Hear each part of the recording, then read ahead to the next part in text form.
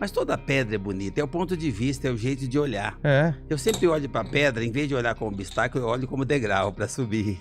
Então, para mim, toda pedra sempre foi muito bonita. E essas pedras têm uma história assim fantástica. Ah, é? Alguém pegou uma pedra e levou de presente para uma pessoa que tinha uma doença que as pessoas chamam de tipo sem chance, câncer. Caramba. E essa pessoa levou com tanta convicção a pedra, e essa pessoa dizia, olha, em tal lugar, se você conseguir essa pedra, a pessoa vai sarar. E a pessoa foi lá para o lado do outro lado do mundo e trouxe a pedra. E a pessoa pegou aquela pedra e entendeu que aquilo era a salvação. E ela mentalizou e só não largava a pedra por nada. E ela resolveu o problema dela.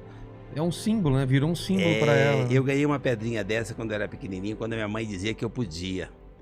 E uma pedra, quando você acredita de verdade, tem o poder de transformar quando você acredita e traz aquilo para dentro de você.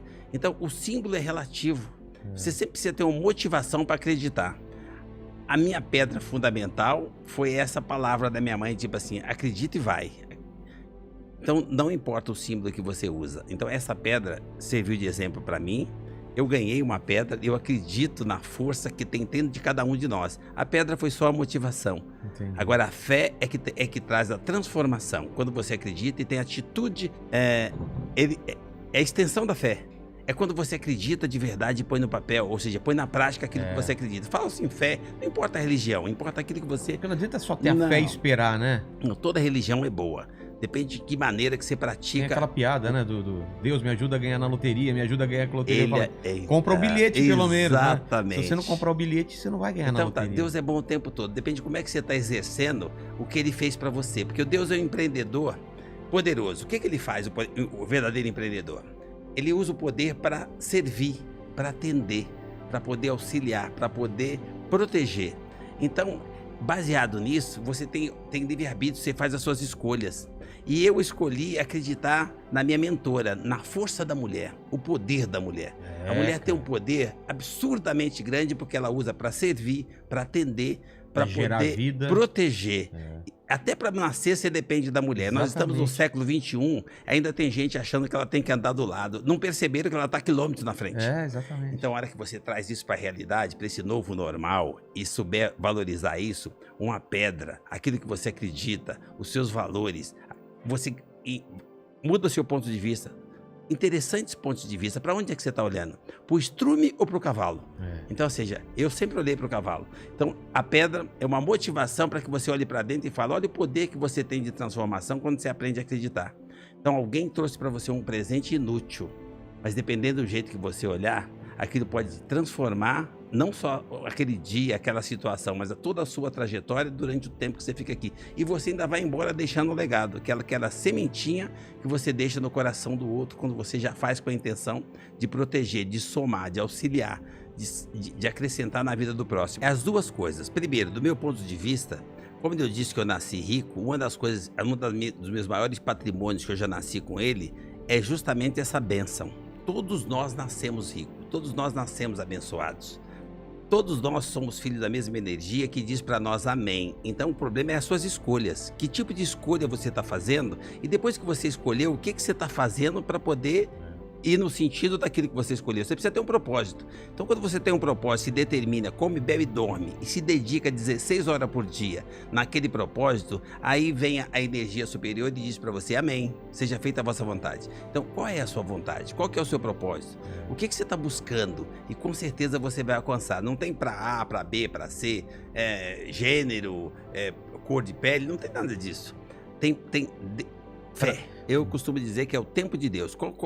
Que Deus? O seu Deus. Aquele que está dentro de você. Não é o seu tempo, né? Não. Mas você produz esse tempo à medida que você acredita e se dedica a fazer aquilo. Você quer ganhar dinheiro? Então, qualquer coisa que você faça 16 horas por dia, se você fizer um podcast, o seu podcast tiver um horário marcado, tipo assim, olha, eu só posso fazer 40 minutos. Então, não vai rolar. Se você tem um podcast, que você realmente tem um conteúdo para compartilhar e você faz com determinação, querendo acrescentar na vida das pessoas, vai acontecer o que acontece com o seu podcast. Seu podcast não é o que é por acaso. É que você traz coisas realmente com a intenção de ser algo que vai deixar uma marca, que compartilha coisas conteúdos positivos para acrescentar na vida das pessoas. Aí as pessoas querem ouvir, elas querem buscar aquilo. Nós somos emocionais. Essa coisa de negatividade, a pandemia, a desgraça, a notícia ruim, esquerda, direita, o problema, você pode, o outro não pode, baixa estima. Isso não vai somar. Então, só que o que você traz desse seu podcast faz toda a diferença, porque cada vez que eu ouço o seu podcast, eu percebo que ele acrescenta alguma coisa para muita gente. Então não tem sucesso por acaso. Aí eu percebo que você traz pessoas aqui que ficam aqui horas. Então, porque tem conteúdo e tem gente esperando esse conteúdo, porque nós precisamos compartilhar os nossos conhecimentos, a nossa vivência, o nosso aprendizado, as histórias. Então, na realidade, é isso. Você faz as escolhas. Você, olha, eu pensei em fazer isso e consegui. Pensei em fazer tal coisa e consegui. Então, mas você não ficou pensando e dormindo até meio-dia. Todos nós somos brilhantes. De alguma forma, né? Como é que você está polindo esse seu brilho? Como é que você pule o seu diamante do dia a dia? Porque todos nós podemos tudo. Temos o mesmo cérebro, a mesma capacidade de pensar, de imaginar, de desenvolver a nossa inteligência. E só que alguns focam em determinadas coisas e fica melhor naquilo. Então, faça a sua escolha e foca, se dedica, come, bebe, dorme aquilo, que você com certeza vai conseguir atingir o seu objetivo. Então, não tem milagre. Eu queria ser importante, queria ser um cara importante, mas com 8 anos de idade. Ah, é? Olha o que eu fiz para ser importante. Você era criança, você pensava em ser o quê? Ser importante. A minha mãe... O que era ser importante pra você? Alguém que cuida, que todo mundo fica em volta e se reverencia, tipo assim, acha você admirável. Entendi. Eu via essa imagem na minha mãe. Minha mãe era essa empreendedora. Ela não sabia ler nem escrever, mas ela pegava resto de feira e dividia com os vizinhos. Ela já cuidava dos vizinhos. Eu achava que aquilo era um poder enorme. Toda a favela se reverenciava a minha mãe. Minha mãe cuidava de todos. E a minha mãe era uma figura que todos os lugares ela era atendida de A a Z, desde da vizinha do lado até o prefeito. O carisma, aquela pessoa poderosa. E eu queria ser poderoso como a minha mãe. Era um exemplo. Ela me fortalecia, conseguia cuidar e conduzir 8 filhos. Caramba. Morando numa favela. E eu queria ter aquele poder que a minha mãe tinha. Quando a minha mãe faleceu, eu tinha 7 anos e meio. E eu falei, como é que eu vou fazer agora para poder deixar o legado que a minha mãe deixou? Porque para mim, minha mãe é imortal. Porque para mim, morre só quem é esquecido. Como a minha mãe não foi esquecida, para mim ela é permanente. É imortal. Mas na época, como foi isso para você? Com 7 anos e meio? Olha, a minha mãe me ensinou uma coisa muito forte, Vilela. Quando o sol entrava na fresta do meu barraco de manhã, a minha mãe fazia a gente pôr o joelho e agradecer o privilégio de estar vendo o sol, o direito de mais um dia. Quando ela faleceu, eu estava tão forte nos meus valores que eu entendi que o recado dela era pra gente valorizar o tempo, que o tempo acaba. E eu entendi que o tempo da minha mãe acabou e eu não sofri. Eu só quis dar continuidade ao que ela fazia, que era cuidar das pessoas, ter a importância que ela tinha. Pra eu continuar. Você pegou o propósito dela pra você. Isso. Eu não sabia o significado da palavra propósito, porque eu nem ia na escola. Mas eu entendi que eu queria ter o poder da minha mãe. Olha onde é que eu fui buscar o poder. Eu arrumei um trabalho com 8 anos de idade para ensacar carvão. E com o dinheiro que eu ensacava carvão, eu trabalhava 12 horas por dia, porque minha mãe sempre me ensinou que o dia tem 24 horas. Ninguém precisa mais que 8 para dormir. Então eu sabia que sobrava 16. E eu trabalhava 12 horas ensacando carvão com 8 anos e eu não achava que era exploração, que era trabalho escravo. Eu achava que era a oportunidade de eu ser importante, de eu buscar o meu grau de importância. Com aquilo eu conseguia ganhar um pouco mais de meio salário. Mas olha que interessante, eu pegava o meu meio salário, levava para casa e eu conseguia pôr na mesa café com leite e pão com manteiga. Porque o papai só conseguia arroz com feijão e o ovo porque a gente tinha uma galinha. Ah, é? Mas eu era o cara que complementava e conseguia pôr na mesa café da manhã, sendo o filho mais novo de 8 irmãos. Aquilo me dava um grau de importância, eu me sentia o máximo. E aquilo para mim virou propósito. O que eu posso fazer para somar na vida do outro? Eu mudei de endereço, mudei de estrutura, os tempos passaram. Para mim os tempos não foram difíceis, foram sendo diferentes. E o meu propósito continua o mesmo. Todos os dias eu saio de manhã com um propósito muito claro.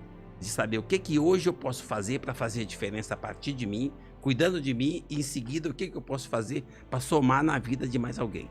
Começando com os meus. Eu chamo isso de empreendedorismo. Empreendedorismo para mim é isso. Quando você levanta de manhã com um propósito claro de somar na vida do próximo. Todos nós temos capacidade de empreender, capacidade de fazer em benefício do outro. E as pessoas têm dificuldade. Ah, mas você passou tempos difíceis. Não, os tempos não foram difíceis, foram diferentes. Eu fui feliz a vida inteira. É o propósito, é o ponto de vista, como é que você está olhando as coisas. No meu ponto de vista, que eu tenho muita fé, Deus não sacaneia ninguém. São fases que você vai passando e vai adquirindo anticorpos. Meus filhos são tudo frágeis e eu tenho anticorpos. Então, assim, eu sou privilegiado.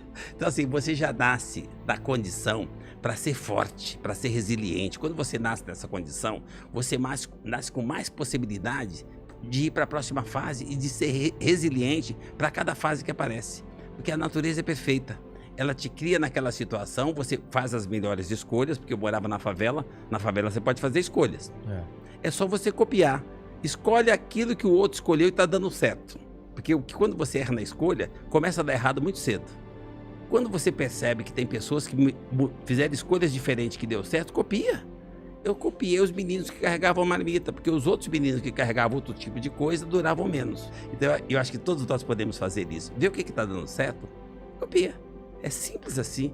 Empreendedorismo, para mim, é comportamento, jeito de pensar, atitude e assumir responsabilidade como aquele problema é seu. Existe problema? Existe. De quem que é o problema? Seu. Então você começou a empreender.